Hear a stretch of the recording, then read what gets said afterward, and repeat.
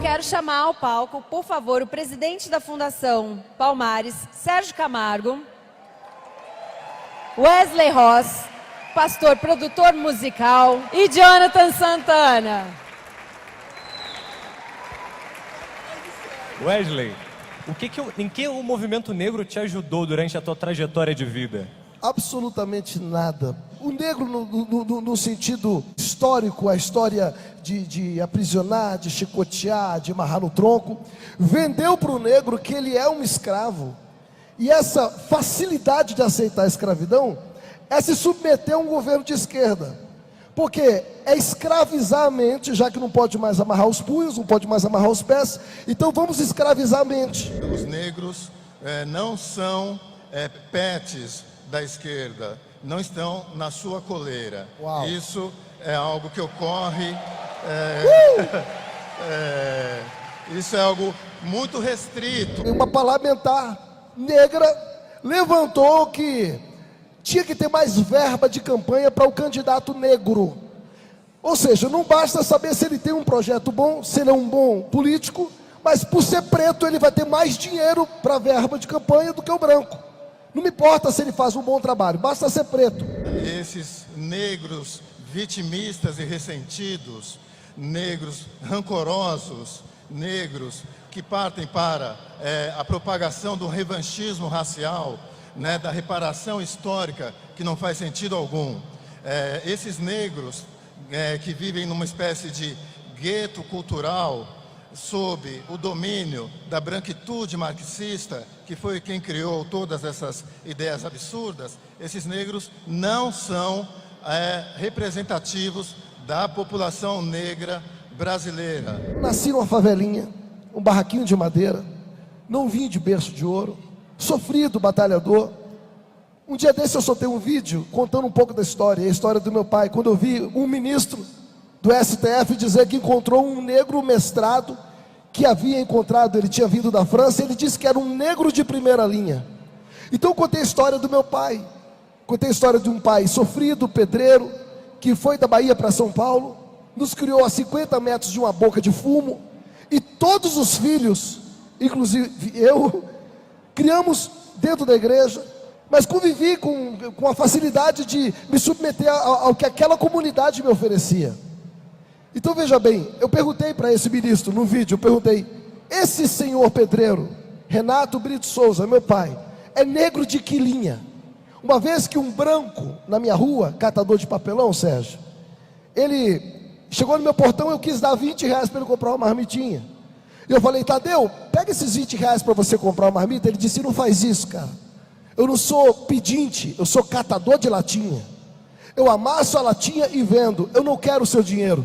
Se você quiser deixar eu entrar para pegar uma latinha, podar sua árvore, eu aceito seus 20 reais. Aí eu perguntei: o Tadeu, ele tem um cachorro, que é o Dudu, que fica em cima de um carro de papelão e reciclável. Esse cara não usa toga. Esse cara não sabe o que é roupas de marca, de grife. Esse cara, pela consciência dele, a natureza dele de honestidade, jamais ele soltaria bandido. E ele é branco de qual linha? Me responde, pelo amor de Deus. Não aceitou 20 reais porque ele precisava trabalhar para conquistar os 20 reais. Somos todos iguais. A vida. Obrigado. É preciso que o negro se liberte, que dê as costas a esse movimento e busque no estudo, na disciplina, no esforço, no mérito, no trabalho, na família, na pátria e na religião as forças para vencer as dificuldades que não são exclusivas do negro, mas de todos os brasileiros, independente da cor da pele. O movimento negro, ele é deletério para o negro. Ele é tão maligno para o negro quanto o branco racista. O movimento negro já teve uma história gloriosa, uma história digna e nobre. Isso aconteceu lá atrás, nos anos 40, nos anos 50, mas em algum momento, na década de 60 ou década de 70, o marxismo cultural infiltrou-se no movimento negro, apropriou-se, modificou suas pautas e hoje o utiliza como um braço da esquerda, né? Da mesma forma que como age em relação aos homossexuais e também no movimento feminista. Então, lamentavelmente, eu não vejo possibilidade de recuperação dessa militância negra idiotizada, né? Os negros de coleira, como eu chamo nas minhas redes. Há sempre uma dicotomia, uma falsa dicotomia, né, Wesley? Que tenta associar o negro, né, a uma cultura artificial. Os meus antepassados podem ter vindo da África, mas eu nasci no Brasil, um Brasil que é feito de portugueses, de italianos, de negros sim, mas dessa mistura bonita. E eu não sou obrigado para ser aceito, nenhum de nós, você negro que está nos assistindo, você brasileiro que nos assiste, é obrigado a se prostituir em nome da aceitação de um grupo. O Sérgio, ele fez a minha voz ecoar mais forte. Porque eu fiz um vídeo e na época, esse vídeo ele se chamava Para-brisa versus Retrovisor. Muita gente deve ter recebido esse vídeo, mas a primeira pessoa que postou esse vídeo e fez com que depois meu amigo Mário Frias postasse, meu amigo Eduardo Bolsonaro postasse, muita gente, eu acabei tendo muitos amigos por causa daquele vídeo. O vídeo contava exatamente o negro que olha para o retrovisor, e a palavra já diz retrovisor. Ele é pequeno, do tamanho de um smartphone, e faz você olhar para trás. Retroceder, retrocesso.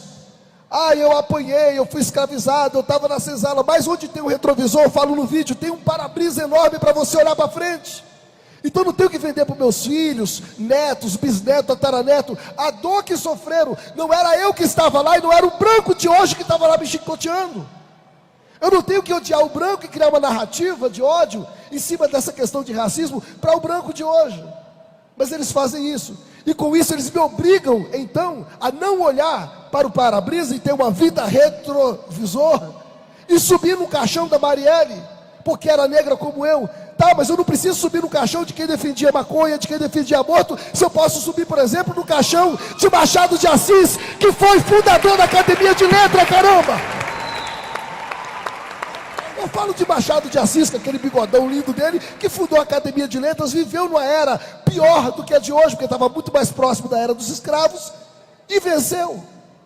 Eu sou o porta-voz dos brasileiros contra essa agenda vitimista, que degrada o negro e que divide a nação.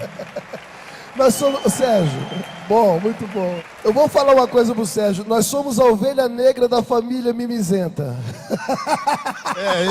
Eu sou o terror dos afro-mimizentos, eu sou o terror da negrada vitimista, eu sou o terror dos pretos com coleira. Não posso falar que eu passei em segundo lugar sem cotas, porque eu não sou menos inteligente por ser negro que outra pessoa que eu, que é branca. A pele negra não é um fator de atraso para o negro. Pergunta para mim, mas se preto é cor e negro é raça, e você fala contra isso, como você define? Eu falo, preto é cor, e minha raça é humana. Negro nunca foi raça. Negro é uma nomenclatura que, quando tratada de uma forma gentil, pô, esse negão toca uma guitarra, eu acho legal. Ou até xingando, eu não gosto desse negro, eu acho legal. Vai chamar de Branca de Neve? É negro. Ué, eu vi um jogador do Flamengo dizer assim, mas o cara me chamou de negão, vai chamar de Branca de Neve? É negão. Então tem umas coisas, falou do meu cabelo. Racismo existe, Sérgio? Existe. Atravessou para o outro lado da rua, porque eu não quero que meu filho encoste no filho daquele negro. Racismo, chama a polícia para ela.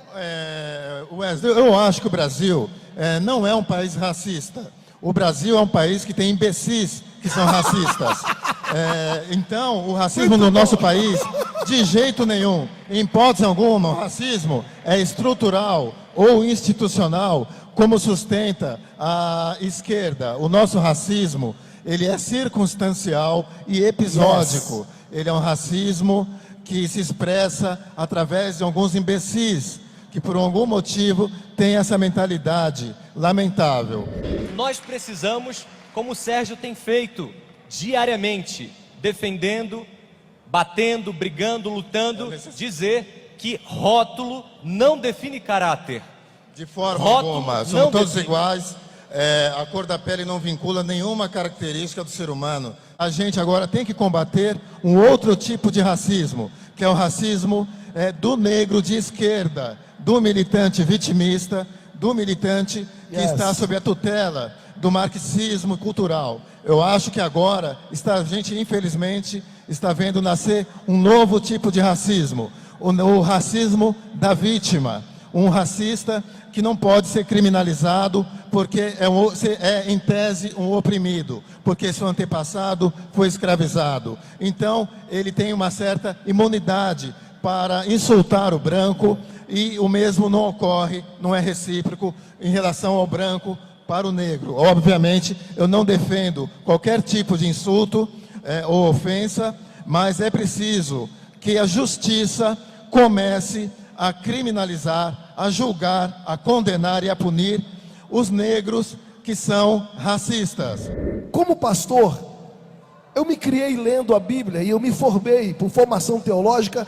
Eu adquiri alguns componentes para entender, Sérgio Camargo, esse universo da herança da escravidão. Ah, mas se você não foi você que ficou 400 anos tomando chicotada. Tá, ok, mas lá em Êxodo você tem um relato, um registro. Eu acredito que a maioria, por ser direita, são cristãos, não necessariamente por essa ordem, mas se aquele que não crê, pelo menos tome como uma historinha, uma historinha de gibi.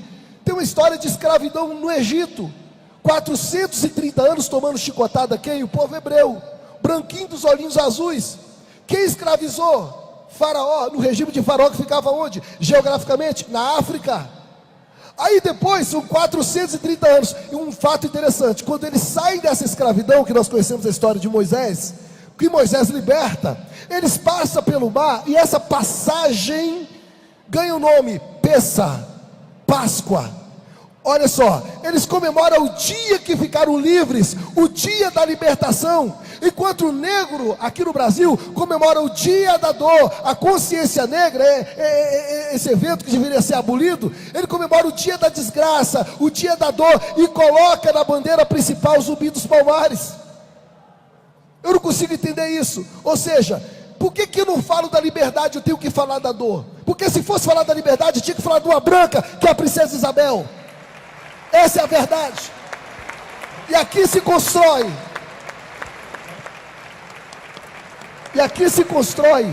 Onde está o verme, onde que está o escorpião do vitimismo, do racismo, que o pior racista é o preto vitimista. Repito, o pior racista é o preto vitimista. Obrigado. Eu só sou viável, eu só estou aqui porque esta é a vontade do presidente Jair Bolsonaro, um presidente que de forma alguma vai compactuar com essa pauta retrógrada da esquerda, que tenta nos dividir em grupos raciais que se odeiam. Eu não tenho medo deles, tentam me calar, me intimidar. Eu tive que sair da sede da Palmares devido ao volume enorme de ameaças. Eu fui para o prédio da Secult, agora estamos numa nova sede que tem segurança armada, mas eu continuo com o apoio do nosso presidente Jair Bolsonaro e com o apoio dos brasileiros honrados do Brasil, independente da cor da pele. A exemplo, Sérgio, começou uma onda de negros queimando estátua de bandeirantes porque tinha escravo. Vai lá em União dos Palmares, em Alagoas, e queima o Museu do Zumbi.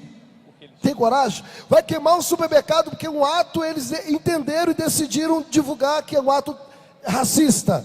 Tá, então você queima aquilo que você considera racismo, então você vai queimar o estabelecimento. Queima a casa do traficante que é branco e que também mata negro todo dia. Vai lá e queima, mostra que você é macho. Então assim, nesse encontro que eu tive da Palmares, eu vi algo muito esclarecedor, vi uma luz. Inclusive eu preciso aqui publicamente agradecer a gestão do Sérgio Camargo por ser libertador para o negro, porque o acervo que encontrava-se ali era um acervo. É o acervo, né? Que é aquilo? Gente, era para você entrar e ver um quadro de uma negra com um negrinho mamando na teta, com expressão de fome e jogando a culpa no branco. Então, você via um outro quadro que dava pena, que era um negro amarrado no tronco. Aí você via um negro na roça. Era deprimente, sem falar dos livros que já tendenciosamente te vendiam, o marxismo. Era uma senzala marxista, ou se preferirem, uma senzala vitimista. Havia ali um profundo culto da vitimização, um culto do ressentimento. Nós encontramos e ficamos chocados com a quantidade, o volume gigantesco de livros de Mao Tse-tung, de Stalin, Lenin, Che Guevara, Marighella, livros que em nada, que não tem qualquer relação com a missão institucional da Palmares, definida em lei. Então ali era um centro de doutrinação do negro, era uma entidade, uma instituição federal obscura, que tornou-se conhecida somente após a minha chegada. De repente o Sérgio, com a equipe brilhante que ele tem, troca tudo e coloca uma tenista negra numa roupa de tênis, dando aquela raquetada bonita, tá lá no quadro. Aí você vê um negro numa comunidade americana lavando a sua Mercedes. Uau! Aí você vê uma negra com uma criança vestida com a roupinha de formatura, formando a sua negrinha. Eu falei, isso é libertador, porque o negro que entrasse antes na Palmares, ele saía dizendo, vou matar um branco. Tô com ódio do branco, de tudo que ele assistia, o alimento que ele tinha. Então, parabéns, presidente, porque você transformou, você mostrou a dignidade, a honestidade, que o negro pode, consegue, que ele tem. Então, isso está lá no acervo hoje, que é criticado, altamente criticado. E se você quer aplaudir, eu gostaria que aplaudisse por essa mudança na Palmares, porque é merecido. Merecido, merecido. Eu fiz uma profunda ruptura com o movimento negro. Ele foi, eu posso afirmar, expulso da Palmares. Não há sequer diálogo, porque eu não posso dialogar com quem defende a legalização, a liberação das drogas, com quem defende o desencarceramento em massa. Eu não posso dialogar com quem defende o aborto e também a vitimização do negro e a vitimização de bandidos. São essas as bandeiras do movimento negro. O movimento negro, nesse sentido, ele é deletério para o negro. Ou ele se reformula profundamente, ou é melhor que acabe. E isso precisa ser vencido não só no meio do movimento negro, mas também em relação aos movimentos feministas e todos os outros movimentos ideologizados que têm por base o pensamento hegeliano, né, da dialética, que quer colocar sempre uma classe contra outra, o homem contra a mulher, o negro contra o branco. Sempre dividindo. Nós precisamos entender que a personalidade humana, ela é central nessa história. Central nessa história. Eu, como pastor, quero dirigir uma oração em favor da libertação dos negros que ainda são escravizados. Lamentavelmente, nem todos pensam como que nós discussamos aqui em cima. Que o céu receba a ordem agora, que venha tirar aquele que é prisioneiro, aquele que é cativo, aquele que está com a mente cativa, aquele Deus que emprestou a sua mente para a senzala ideológica. São meus irmãos negros, pretos também, que ralam, que trabalham, mas que precisam conhecer o teu amor, precisa conhecer os princípios de um governo de direita, prezando por essas 3 colunas que nós dizemos: Deus acima de tudo, Deus acima de qualquer raça, de qualquer pele, o Pai da criação. Assim nós chamamos a tua existência no coração deles, petrificado pelo ódio, pelo racismo, enrustido de vitimismo. Assim, Pai, nós pregamos a libertação através dessa oração, que venha sobre eles, e que venhamos ter um Brasil liberto, com negros libertos de mão dada com o branco, empreendendo, crescendo, olhando para frente, olhando, Pai, para o para-brisa, não para o retrovisor. Assim eu peço a bênção e a blindagem da tua poderosa mão sobre a Fundação Palmares, que venha também sobre as mãos do Sérgio Camargo e de todos que apoiam ele ali nesse trabalho, que é tão criticado, que é tão atacado, e nós sabemos que chega a ser espiritual. Que acima de tudo, Pai, esteja o teu Espírito, a tua mão poderosa, e venha tirar do cárcere, quebrar as correntes de todos os negros que ainda estão presos, aprisionados nessa cesárea teológica. Assim te pedimos, em nome de Jesus. Amém e amém. Valeu! Amém, valeu, boa noite.